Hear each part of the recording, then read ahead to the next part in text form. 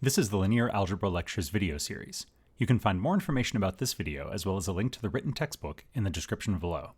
Stick around to the end of the video to learn more about this video series and the associated teaching and learning tools I've created for it. Lecture 36, Diagonalizing a Matrix. Our objectives for this lecture are to determine whether a matrix is diagonalizable, and if A is a diagonalizable matrix, compute the matrices P and D for which A equals P, D, P inverse. First, let's recall some of the concepts that we've talked about over the previous 3 lectures.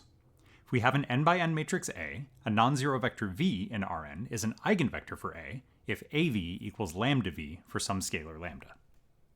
The scalar lambda is called an eigenvalue corresponding to V, and the eigenspace for lambda is the set of all eigenvectors for A corresponding to lambda together with the zero vector. And this eigenspace can also be thought of as the null space of the matrix A minus lambda I. Now, an n by n matrix A is diagonalizable if A equals P D P inverse for some invertible matrix P and some diagonal matrix D. And in the previous lecture, we proved the diagonalization theorem, which says that A is diagonalizable if and only if there exist n linearly independent eigenvectors for A. Those n eigenvectors form the columns of the matrix P, and the corresponding eigenvalues form the diagonal entries of the diagonal matrix D. Now in this lecture, we're going to learn the process for computing the matrices P and D for a diagonalizable matrix A. Here's the outline. Our first step is to find the eigenvalues of A. We'll do that by finding the characteristic polynomial and solving the characteristic equation. Once we have the eigenvalues, we'll find a basis for each eigenspace, and then we'll construct the matrices P and D using the eigenvectors and eigenvalues that we found, and finally we should check that A does in fact equal P, D, P inverse. So here's our first example. Let's diagonalize this matrix. Our first step is to find the eigenvalues of A. We do that by computing the matrix A minus lambda I and finding its determinant. We previously learned that this determinant is called the characteristic polynomial of A. So to find the determinant, we need to choose a row or a column to do our cofactor expansion. Unfortunately, there are no zeros in this matrix, so we'll just go ahead and choose the first row. So we get 2 minus lambda times cofactor 1, 1, plus negative 2 times cofactor 1, 2, plus negative 2 times cofactor 1, 3. We expand the cofactors. So remember that the formula for a cofactor is negative 1 to the I plus j times the determinant of the matrix that you get by crossing out that row and that column of the matrix. We'll first compute the negative 1 power expressions. Remember that negative 1 to an even power is positive 1, and negative 1 to an odd power is negative 1. Then we'll simplify those expressions. Now we'll compute the 2 by 2 determinants one at a time. And then finally, we'll do some algebra to collect these expressions together and get our polynomial that we see here. So the characteristic polynomial of the original matrix is negative lambda cubed minus 2 lambda squared. So to find the eigenvalues, we need to set that polynomial equal to 0 and solve. We can factor out negative lambda squared. We've got 2 factors now. We set them each equal to 0, and that gives us 2 eigenvalues, lambda equals 0 and lambda equals negative 2. Now that we have our eigenvalues, for each of those eigenvalues, we're going to solve the equation A minus lambda I times x equals 0. We're going to write our solution in parametric vector form, and then those vectors in that parametric vector form will form the basis that we're looking for each eigenspace. We'll start with lambda equals 0. A minus lambda I is A minus 0I, which is just the original matrix A. We row reduce that, and this lets us write the general solution of this equation, which is x1 equals x2 plus x3, and x2 and x3 are free. When we write the solution in parametric vector form, it looks like x equals x2 times the vector 1, 1, 0, plus x3 times the vector 1, 0, 1. So those 2 vectors form the basis for the lambda equals 0 eigenspace. Moving on to our other eigenvalue, which is lambda equals negative 2, we follow the same process. We compute the matrix A minus negative 2i. We use that to write the solution of A minus negative 2i times x equals 0. That gives us one vector in our parametric solution, namely 1, 1, 1, and so that gives us our third eigenvector. So now we're ready to construct the matrices P and D. We have 3 eigenvectors, so we assemble those into the columns of the matrix P. In this case, I've put the lambda equals 0 eigenvectors first, and the lambda equals negative 2 eigenvector in the third position.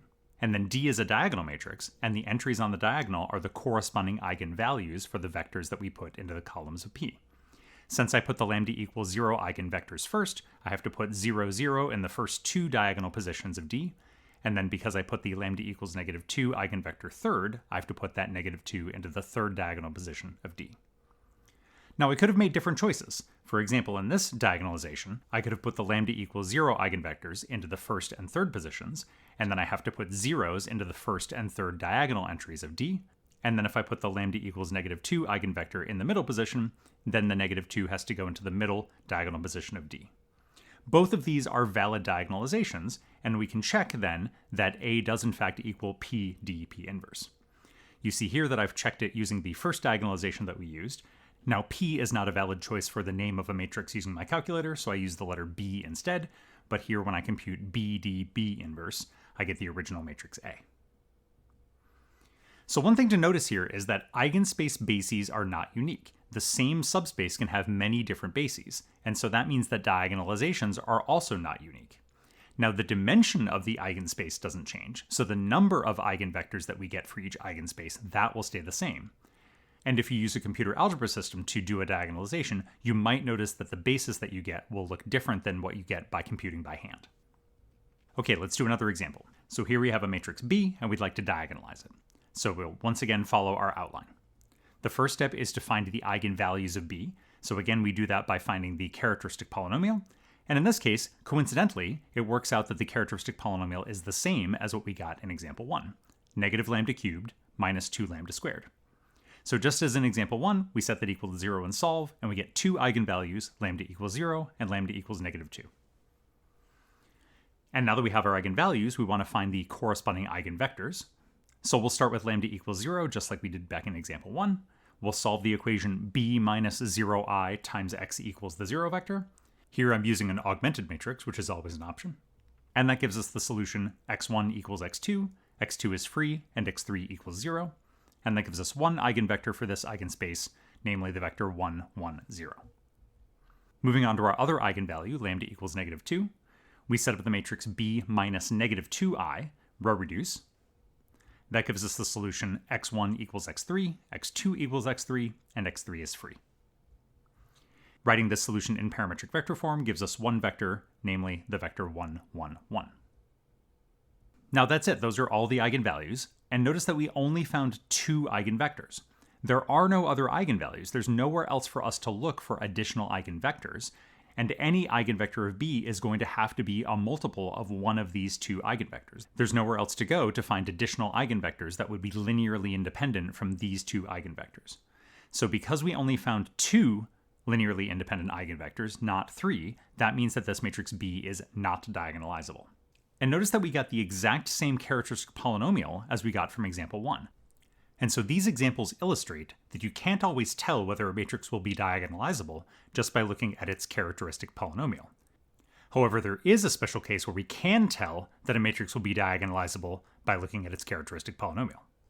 Now, in a previous lecture, we proved that if we have a set of n eigenvectors for n distinct eigenvalues, so each of these eigenvectors is an eigenvector for a different eigenvalue, then in that case, this set is linearly independent.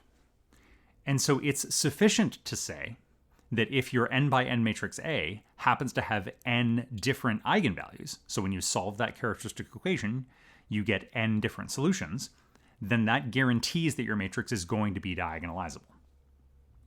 But of course, that's not a necessary condition. You don't have to have n distinct eigenvalues for the matrix to be diagonalizable. Remember example 1. That was a 3x3 matrix that only had two eigenvalues, but it was diagonalizable. But then again, in example 2, we had a 3x3 matrix with only two eigenvalues, and that one was not diagonalizable. So again, you can't necessarily tell just by looking at the characteristic polynomial whether your matrix will be diagonalizable. But if you solve your characteristic equation and you get n distinct eigenvalues, then your matrix will guaranteed be diagonalizable. Now, it's usually not possible to do diagonalization on a graphing calculator, but we can use Wolfram. The command you're looking for is eigensystem. So if you use the eigensystem command on a matrix, you get this output. In this case, we see that the first part of our output is telling us the eigenvalues, and the second part of our output is telling us the corresponding eigenvectors. But if a matrix is not diagonalizable, in this case, you'll get a zero vector in your list of quote-unquote eigenvectors, but we know that the zero vector can't be an eigenvector, and so this is our indication that this matrix is not diagonalizable. Thanks for watching this video lecture. You can find links to the other videos in this series and to the written textbook in the description below. If you're an instructor, you can contact me for more information about the over 300 online linear algebra homework problems that I've created for the free My Open Math platform.